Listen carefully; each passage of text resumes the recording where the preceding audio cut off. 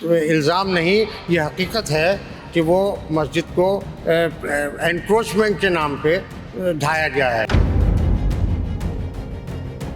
वक्फ का एनक्रोचमेंट हटाने के लिए अगर वक्फ की प्रॉपर्टी के ऊपर एनक्रोचमेंट है तो वक्फ बोर्ड को नोटिस किया जाए, वक्फ बोर्ड को जिम्मेदार बनाया जाए। डीडीए को सिर्फ ये अख्तियार दिया गया था कि वो एक फेंसिंग कर दे जिससे फर्दर एनक्रोचमेंट को रोका जा सके। 1200-1300 उसकी एडी की मस्जिद है, तो क्या ये 1200-1300 एडी में क्या डीडीए उस टाइम एग्जिस्ट करता था? डीडीए उस टाइम मौजूद था?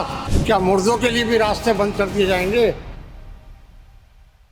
हम इस वक्त महरौली में ही स्थित कुतुबुद्दीन बख्तियार काकी की दरगाह पे हैं। ये भी दरगाह काफ़ी पुरानी है, मुग़ल पीरियड को प्रीडेट करती है, 800 साल पुरानी। इस दरगाह कमेटी से जुड़े हुए फ़ौज़ान अहमद हमारे साथ हैं। शुक्रिया सर हमें वक्त देने के लिए। सर, हम ये जानना चाहते हैं कि महरौली में ही जो अखुंजी मस्जिद थी, उसे ये इल्ज़ाम लगाया जा रहा है जो मस्जिद कमेटी की तरफ से कि उसे इलीगली ढहाया गया है, और डीडीए का ये दावा है इस बारे में कि वो एक एनक्रोचमेंट था, जंगल की ज़मीन पे वो मस्जिद बनी हुई थी, इसलिए एक लीगल कार्रवाई के तहत उसे ढहाया गया है। उस बारे में आपकी जानकारी क्या है? पहली बात तो मैं आपकी इस बात से इत्तेफाक नहीं करता कि आप ये कह रहे हैं कि इल्ज़ाम है कि मस्जिद को ढाया गया है। तो मस्जिद इल्ज़ाम नहीं, ये हकीकत है कि वो मस्जिद को एनक्रोचमेंट के नाम पे ढाया गया है। जो 4 तारीख की एक मीटिंग हुई थी, जिसको रिलीजियस कमेटी, जिसका हवाला डीडीए ने कोर्ट में भी दिया है कि 4 तारीख को एक मीटिंग हुई थी, उस मीटिंग के अंदर ये तय हुआ और उसकी वजह से ये वो किया गया है। तो क्या रिलीजियस कमेटी को या कोई भी कमेटी, उसको ये अख्तियार है कि वो डिमोलिशन के ऑर्डर कर दे? क्या उस मीटिंग के अंदर ये तय हुआ था? उस मीटिंग का जो नोटिस है उसकी कॉपी भी मेरे पास मौजूद है। मैंने उसमें देखा कि वहाँ पर उसमें लिखा हुआ था कि कुछ एनक्रोचमेंट है, उसको हटाना है, और उसमें एक हनुमान मंदिर का जिक्र था। तो अपार्ट फ्रॉम मंदिर मस्जिद, जैसे अभी आपने सुना और लोग भी कह रहे हैं कि हमें मंदिर मस्जिद के उससे वो नहीं है, लेकिन वहाँ पर कब्रिस्तान भी था, और जिस तरह से उसको वहाँ से डैमेज वो किया गया है, लोग बता रहे हैं कि कुछ नई कब्रें और उससे कब्रों को भी नुकसान पहुँचाया गया है। कब्रिस्तान के अंदर भी, तो क्या कब्रें भी एनक्रोच्ड होती हैं? क्या कब्रिस्तान भी एनक्रोच किया गया था? और डीडीए को ये अख्तियार किसने दे दिया कि वक्फ लैंड से वक्फ का एनक्रोचमेंट हटाने के लिए अगर वक्फ की प्रॉपर्टी के ऊपर एनक्रोचमेंट है तो वक्फ बोर्ड को नोटिस किया जाए, वक्फ बोर्ड को जिम्मेदार बनाया जाए।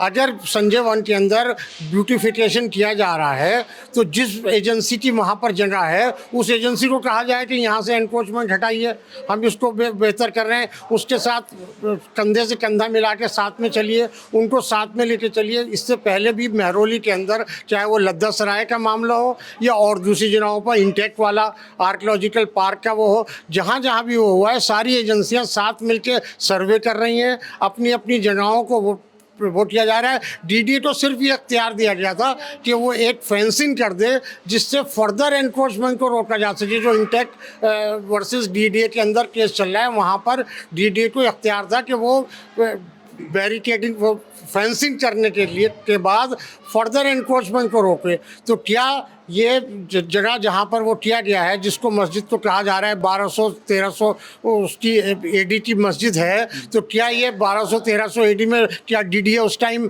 एग्जिस्ट करता था? डीडीए उस टाइम मौजूद था? और जब डीडीए को ये जगह मिली, डेवलपमेंट के लिए मिली, संजय वन के नाम पे फॉरेस्ट को मिली, एलएनडीओ को मिली, तो क्या उसका स्टेटस क्या था?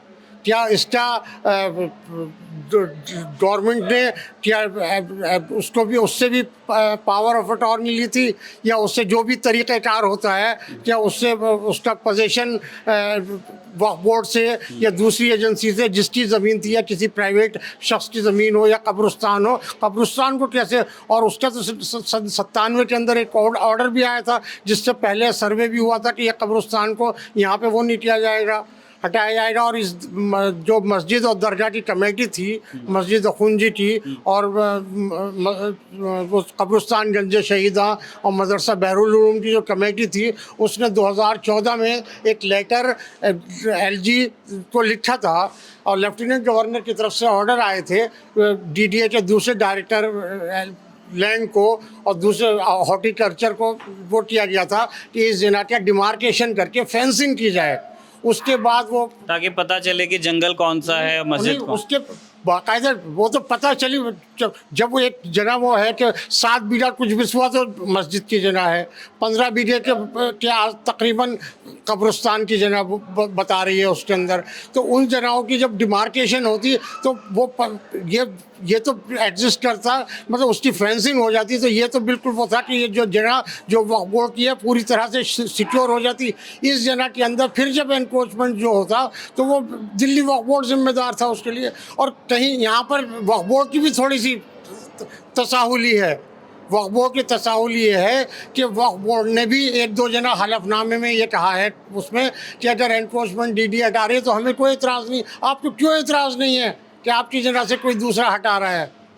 वो तो फिर कल आपके वक्फ बोर्ड की सैकड़ों जगहों के ऊपर कब्रिस्तान हैं जो 2017 की रिलीफ उसमें माइनॉरिटी कमीशन ने ग्रेवयार्ड्स के ऊपर एक किताब शाया की है जिसके अंदर ग्रेवयार्ड्स इन दिल्ली के करके उसके अंदर सैकड़ों ऐसे कब्रिस्तान और जगहें हैं जो डीडीए के कब्जे में हैं।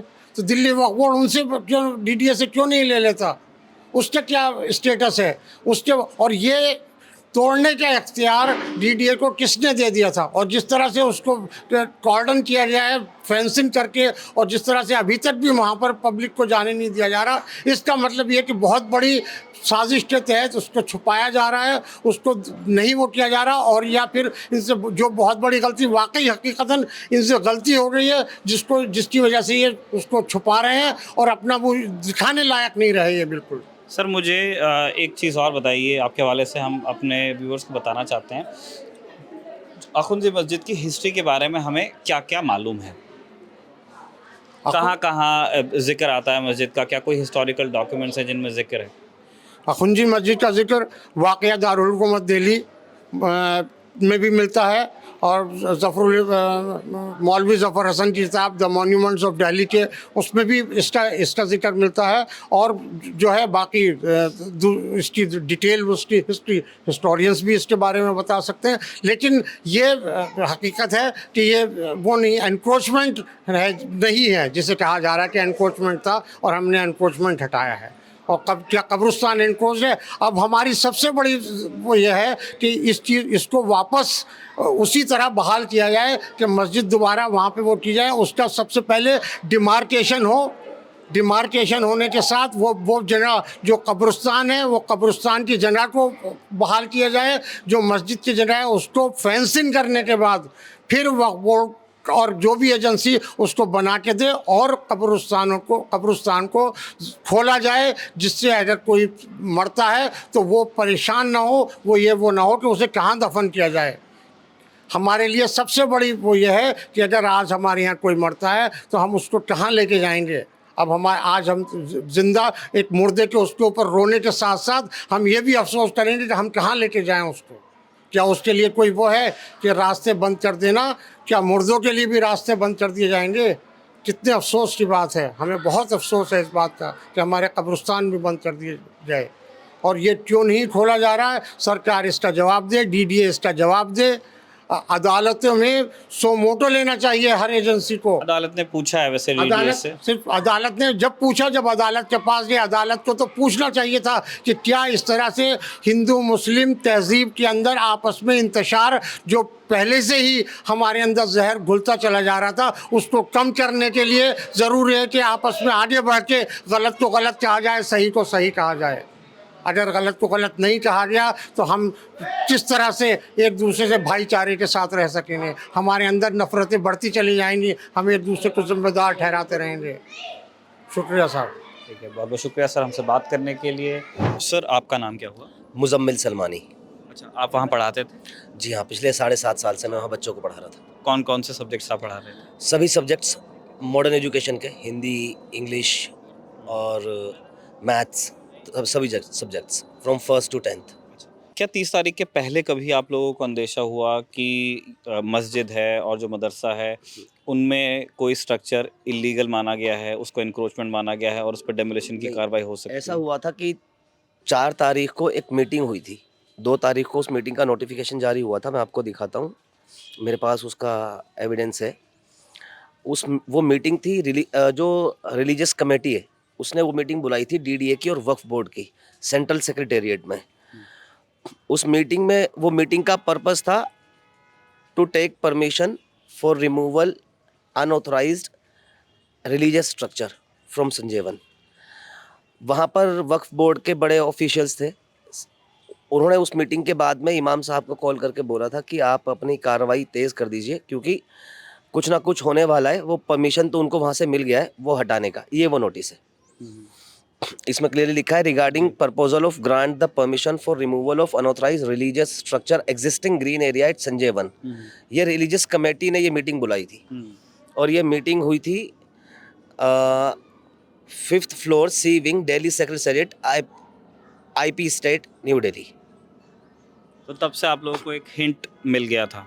हाँ, तब से एक हिंट मिला था। हम लोग अपनी कोर्ट की जो फाइट थी वो तेज़ कर दी थी, लेकिन ये एक्सपेक्ट नहीं किया था कि बिना किसी प्रायर नोटिस के वो लोग आएंगे और डेमोलिशन कर देंगे। और उन्होंने 8-10 दिन या एक हफ्ता तो बहुत दूर की बात है, उन्होंने बच्चों को इतना भी टाइम नहीं दिया कि बच्चे वहाँ से अपनी जैकेट्स निकाल लेते, अपने शूज़, अपने स्लीपर्स निकाल लेते, कुरान शरीफ वहाँ से निकाल लेते। जैसे कारी साहब ने आपको बताया कि वहाँ पर बहुत सारे कुरान शरीफ अंदर दफन है। अभी कुछ दिन पहले मैंने अपने एक फ्रेंड से वहाँ पर 4 लैपटॉप गिफ्ट करवाए थे, उसने गिफ्ट किए थे, डोनेट किए थे। वो लैपटॉप भी उसमें दब गए। कुछ मदरसे के पास कैश था, वो भी दब गया। 4 लैपटॉप उसमें दबे। हमने अभी कंप्यूटर क्लासेस स्टार्ट की थी कुछ दिन पहले, 2-3 ही क्लासेस हुई थी कंप्यूटर की। जब 12 बजे में वो लोग अंदर जाना अलाउ नहीं कर रहे थे, 12 बजे मैं बच्चों का खाना लेकर वहाँ पहुँचा हूँ। उन्होंने मुझसे बोला कि अपना फ़ोन बाहर जमा करा दीजिए, क्योंकि अंदर फोटोग्राफी या वीडियोग्राफी अलाउ नहीं है। जब मैं अंदर गया हूँ, वहाँ देखा सब डेमोलिशन हो चुका था, कुछ बाकी नहीं था वहाँ पर। मैंने वहाँ पर पुलिस वालों से पूछा कि बच्चे कहाँ हैं? वो मस्जिद, वो डेबरी कहाँ गया था जो मलबा वो ट्रक पैदा? में लोड करा करके भेज रहे थे वो लोग, और कुछ वो ऐसे प्लेन कर रहे थे, एकदम फ्लैट कर रहे थे बुलडोजर चला करके ऊपर से। पुलिस वाले ने मुझे बताया कि बच्चे ईदगाह में हैं, जो मदरसे के आगे है। जब मैं ईदगाह में पहुंचा खाना लेकर, तो मैंने देखा वहाँ पर ऐसा फ्लोर था, बच्चे उस पर सिंगल बेडशीट पर लेटे हुए थे। उनके पास जैकेट्स नहीं थे, चप्पल नहीं थे उनके पास, उनको सर्दी लग रही थी और काफ़ी डरे हुए थे कि हमको यहाँ से ले चलो, ये क्या कर रहे हैं, ये हमारा घर तोड़ रहे हैं। क्योंकि वो एक मदरसा नहीं था, वो तो बेसिकली एक ऑर्फनेज होम था। वहाँ पर बहुत सारे बच्चे रहते थे जिनके माँ बाप नहीं है, सालों से रहते थे। क्या बैकग्राउंड होगा सर? जो ज़्यादातर बच्चे जो उस मदरसे में थे कैसे ख़ानदानों से आते थे? बहुत ज़्यादा गरीब ख़ानदानों से आते थे। ज़्यादातर बच्चे उसमें जो थे वो ऐसे थे जिनके खुद के माँ बाप भी नहीं थे, उनके रिलेटिव्स उनको वहाँ छोड़ गए। ईद पर छुट्टी होती थी 1 महीने की। बहुत से बच्चे ऐसे थे जो उस वक्त भी अपने घर नहीं जाते थे। तो क्या होता था कि जो इमाम साहब थे वही उनको अपने घर पर रखते थे। ईद पर वही उनके लिए सारा अरेंजमेंट कराते थे। अरेंजमेंट तो सभी बच्चों के लिए होता था। साल भर में लगभग 5-6 जोड़ी 7 जोड़ी कपड़े बनते थे सब बच्चों के। संडे में एक दिन हम उनकी दावत करते थे, कुछ अच्छा खाना बनाते थे उन बच्चों के लिए। मेरे सारे दोस्त वहाँ पर बहुत सपोर्ट करते थे। मैंने आपको बताया ना कि वो जगह को मैं इतना मिस कर रहा हूँ, और जब मैं इतना मिस कर रहा हूँ तो बच्चे उसको कितना याद कर रहे होंगे जो दिन रात वहीं रहते थे। एक बच्चे से मेरी 2 दिन पहले बात हो रही थी, छोटा बच्चा है आसिफ।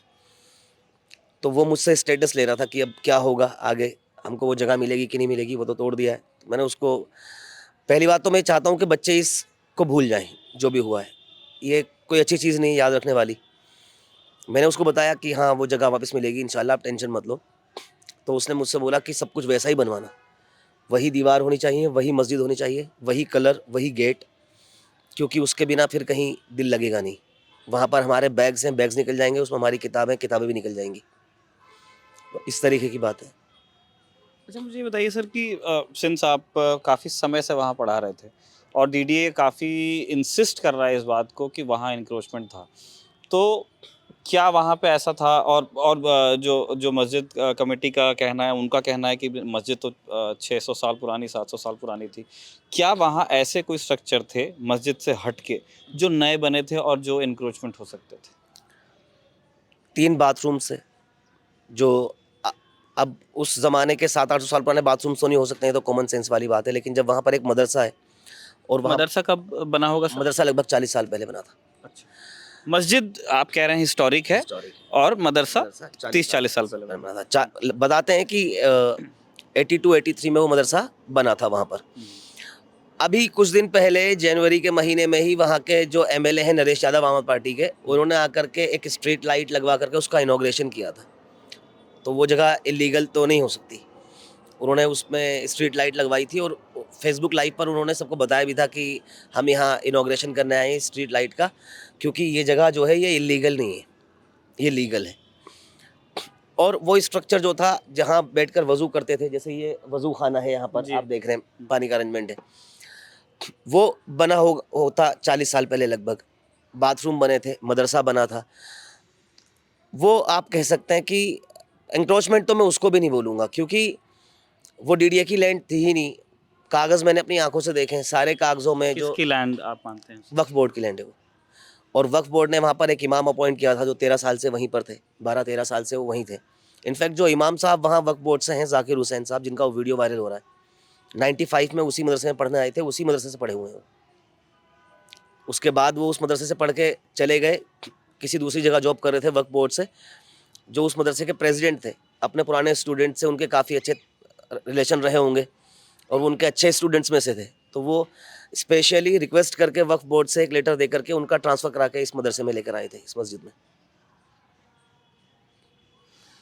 तो आप ये कह रहे हैं कि अगर इफ़ एट ऑल कोई टाइटल डिस्प्यूट था वहाँ पे कि ज़मीन किसकी है, वो संजय वन की है, फॉरेस्ट की है, डीडी की है, रीज की है, या वो जैसा आप कह रहे हैं कि वक्फ की है, तो वो मस्जिद को लेके कन्फ्यूजन नहीं था। वो हो सकता है मदरसे और जो बाकी आपके बाथरूम और आपने बाकी जो लॉजिंग आपने क्वार्टर शायद वहाँ बने थे वहाँ इमाम साहब के लिए। जस्ट सिंगल रूम था वो। हम्म। वो भी टीन शेड डला हुआ था, कोई ऐसा पक्का नहीं कि उन्होंने लेंटर डाल लिया है। एक सिंगल रूम था, टीन शेड डाल करके उन्होंने, क्योंकि वो भी लॉ एंड ऑर्डर को फॉलो करने वाले आदमी हैं। वो भी चाहते थे कि एक बार यहाँ की बाउंड्री हो जाए, क्योंकि बाउंड्री का वेट वो इसलिए कर रहे थे कि 2022 में ही उसकी डिमार्केशन के ऑर्डर हो गए थे दिल्ली हाई कोर्ट से, दिल्ली हाई कोर्ट से, जो मेरे पास है अभी। और 2023 में फरवरी के महीने में या मार्च के महीने में उसकी डिमार्केशन का सर्वे कंडक्ट किया था उन लोगों ने। वहाँ पर बहुत सारे ड्रोन कैमराज लाकर, या जो भी उनके इक्विपमेंट्स होते हैं, जो उनके पास मशीनें होती हैं, कैमराज होते हैं, उससे किया था। लेकिन उन्होंने उसकी कॉपी सबमिट नहीं की थी, ना तो अथॉरिटी में जो मेहरौली की एसडीएम का ऑफिस है, और ना दिल्ली हाई कोर्ट में।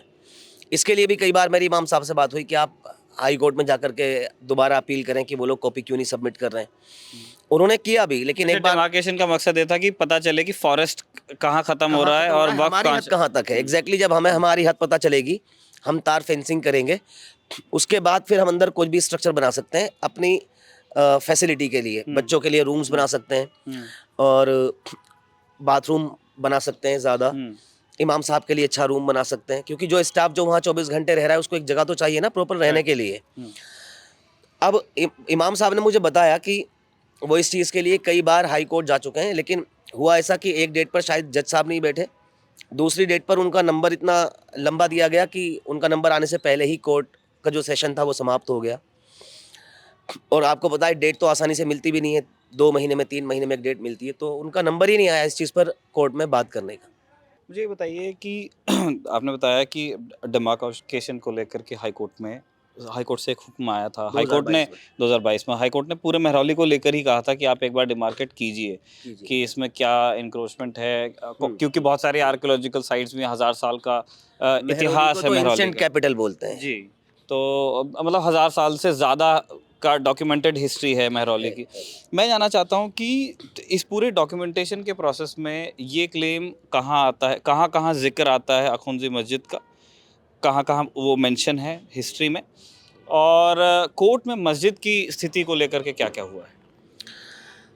कोर्ट में जो कागज़ चाहिए थे वो कागज़ जमा कराए थे इमाम साहब ने। फ़र्द एक चीज़ होती है वो जमा कराई थी हाई कोर्ट में। क्या होता है?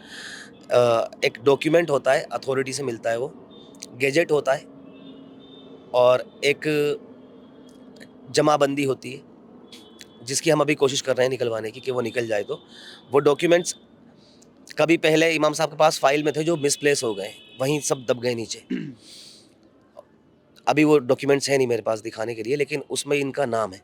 और एक किताब है, मैं आपको उस किताब का बताता हूँ, वो बहुत स्ट्रॉन्ग एविडेंस है इस चीज़ के लिए।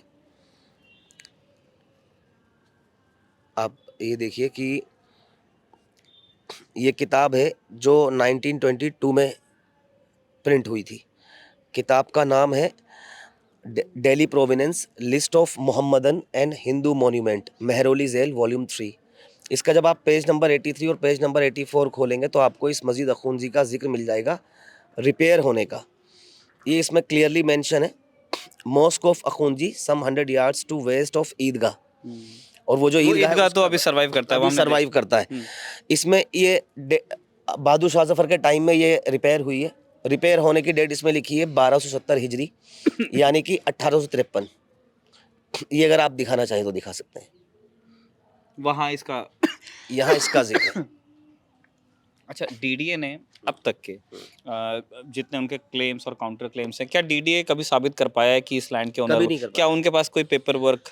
कभी नहीं कर पाया। कोर्ट में जब ये 1 फरवरी को जो हियरिंग हुई थी, जी, उसमें जब हमारे एडवोकेट शम्स ख्वाजा साहब ने अपने फैक्ट्स रखे और उस कार्रवाई को जैसी वो है, क्योंकि उन्होंने काफ़ी सारे लॉज को का वायलेशन किया है, बताया, तो कोर्ट ने लगभग 12 बजे हियरिंग हुई थी। उसके बाद कोर्ट ने 2:30 बजे दोबारा हियरिंग का टाइम रखा और जज साहब ने कहा कि जितने भी सीनियर ऑफिशियल्स हैं डीडीए के, या जो रिलीजियस कमेटी है, या जो एलएम के हैं, फॉरेस्ट डिपार्टमेंट के हैं, एनजीटी के हैं, उनको पेश कर दीजिए आप। जब वो लोग आए और उनसे एविडेंस पूछें, पेपर्स पूछें कि आपने किस बिहाफ पर वहाँ तोड़-फोड़ करी, कहाँ है ये ज़मीन आपकी, तो वो कुछ दिखा नहीं पाए।